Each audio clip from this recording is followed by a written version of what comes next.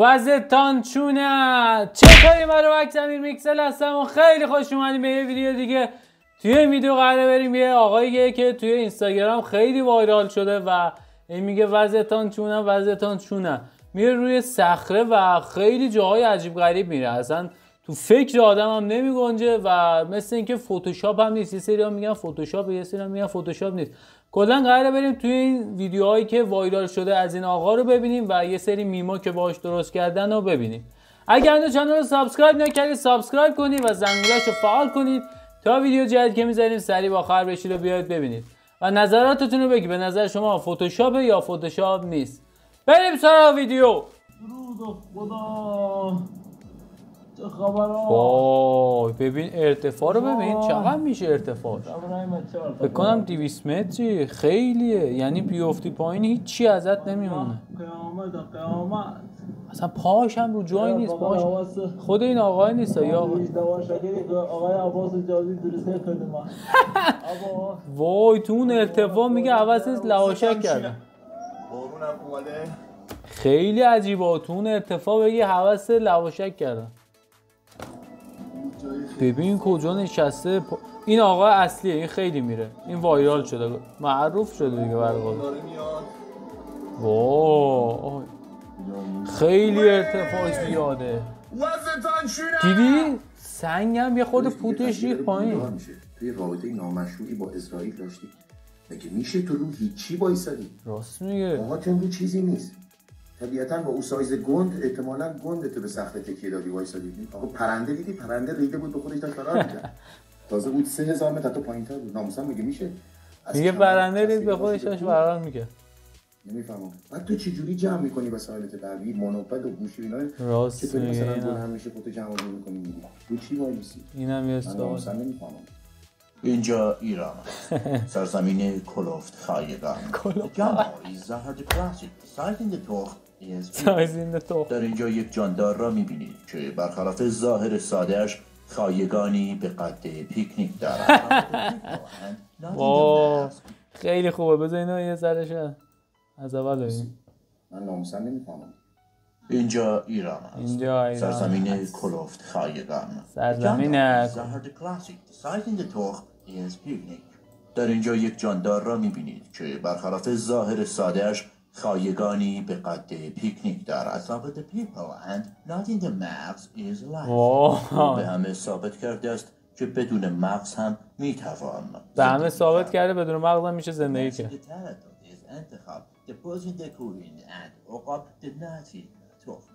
مسیرهایی که او برای تردد انتخاب می‌کند. بز کوهی و عقاب خایه رفتن به آنجا را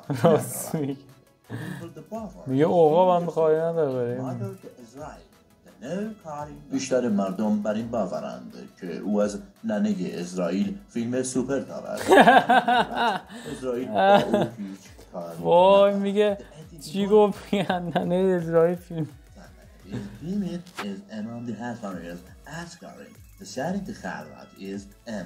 عده دیگر بر این باورند که او بیمه امام حسن عسکری. امام حسن عسکری آخه. وای چی سم میبودی فیلم. وضعتون چونه و اینا نداریم. اینم آقا همون لاته بود، عقابمون. اینجا آشیانه عقابه. از هر جا میری برو، ولی از آشیانه عقاب نرو. این طرفا ببینمت مثل بز شکارت میکنی. وضعتان چونه؟ همش امروز یه لباسه. چی نوشته تا آخر نگاه کن متوجه خطای دید میشی. این خطای دید پایینی خطایی نداره.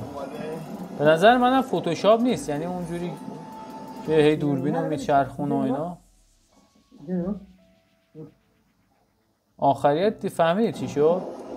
این انگاری دوربین رو جابجا کرده بود، طرف رو سطح صاف بوده احتمالا.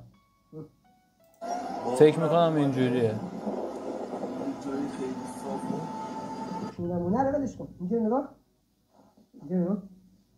ببین الان این آقا احتمالا فتوشاپه.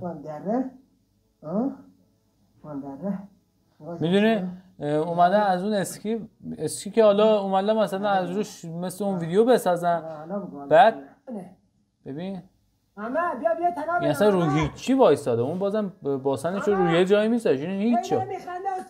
معلومه اینجوریه. ببین این آدمه اینجوریه، بعد اینجوری خوابیده، یه نفرم اینجا داره فیلم برداری میکنه. آها اونا که میگن فتوشاپه، این آقا فتوشاپ نیست، بچه معلومه میره. ببین واو تو رو خدا نرو. خب دوربین رو صفر بچسب، الان ما میرفتیم پایین. نه این معلومه فتوشاپ، این داره میره دیگه، راه داره میره. ولی اونا احتمالاً دوربین رو جابجا میکنن اینا که اونجوری دیده میشه. فتوشاپ دقیقا فتوشاپ بیاین همونجا بارون زده و لیز. وای لیز هم هست، تو بارون میره. یه چیزی اصلا عجیبه این بشر. این کودکس 03 اونجا چیکار میکنه آخه؟ چیکار میکنه؟ ها؟ چه کدرا؟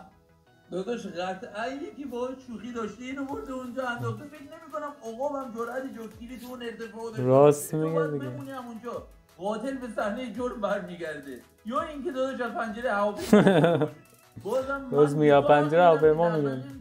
قلمرو به تو رو کسی تصاحب کرده باشه با این وضعیت. فکر کن یکی اومده تو قلمرو به تو ملکه آورده میخواد ولیعهد. باور نیست. من قبول نمی‌کنم یکی بیاد تو اون لوکیشن تو صخره بارونی بخواد از این کثافت کاریو بکنه. وضعیت اینستاگرام در حال حاضر. وضعیت اینستاگرام در حال حاضر. ببین الان مثلا درست فکر می‌کنی درسته، ولی در صورتی که دوربین رو جابجا کردن و این سمتیه، یعنی زمین این سمتیه.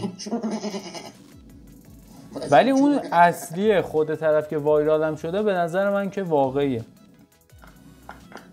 ویدیو هم تمام شد، امیدوارم که از این ویدیو لذت برده باشید. حالا به نظر شما واقعیه اونی که وایرال شده؟ اسمش فکر کنم میلاده، اون واقعیه یا واقعی نیست؟